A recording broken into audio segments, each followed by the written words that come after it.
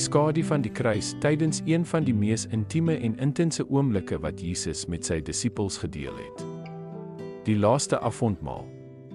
Kom ons 'n diep menslike vraag teë. Nadat Jesus geopenbaar het dat een van hulle hom sal verraai, lees ons in die Evangelie van Lukas, hoofstuk 22, vers 23. En hulle het onder mekaar begin twyfel wie van hulle dit sou wees wat dit sou doen. Toe begin hulle onder mekaar te vra wie van hulle dit tog kon wees wat dit sou doen.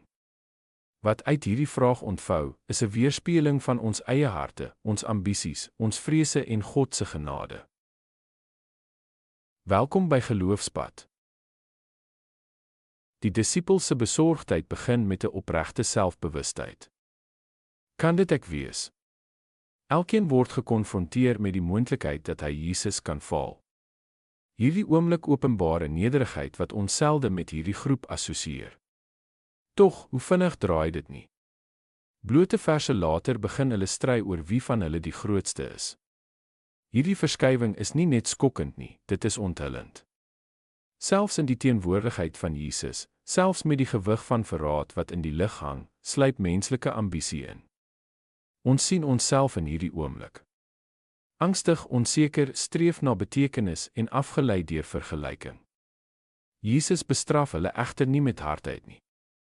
Hy leer. Hy draai die skrif om.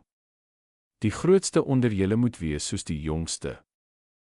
En die een wat regeer soos die een wat dien. Leierskap in sy koninkryk gaan nie daaroor om na mag te gryp nie, maar om dit in liefde weg te gee. En terwyl die disippels op die punt staan om verstrooi te word, Petrus sal ontken, Judas sal verraai en die res sal vlug. Verseker Jesus hulle dat God se plan nog besig is om te ontvou. Satan kan sif, maar Jesus tree in. Stelsels mag hom teëstaan, maar God se wil sal seëvier. Die passie is nie net 'n storie van menslike mislukking nie, dit is 'n verhaal van goddelike getrouheid.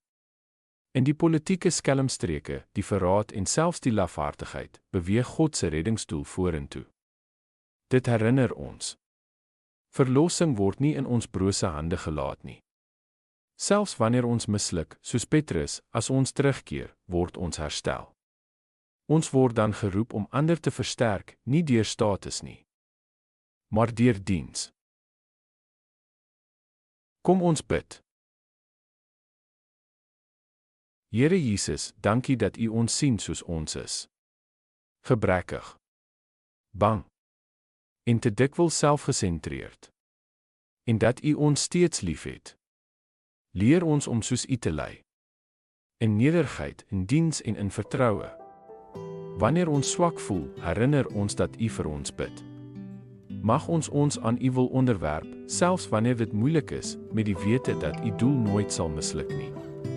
Amen.